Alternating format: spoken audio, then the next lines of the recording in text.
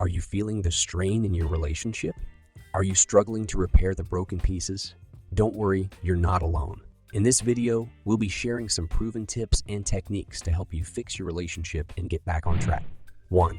Communicate. Open and honest communication is key to fixing any relationship. Make sure you both have a chance to express your feelings and listen to each other. 2. Identify the problem. Try to figure out what went wrong in the relationship. Was it a miscommunication, lack of trust, or something else? 3. Take responsibility. Own up to your own mistakes and try to make amends. Show your partner that you are willing to work on the relationship. 4. Show empathy. Try to see things from your partner's perspective and understand their feelings. Empathy will help you both heal and move forward. 5. Seek outside help. Sometimes it's hard to fix a relationship on your own.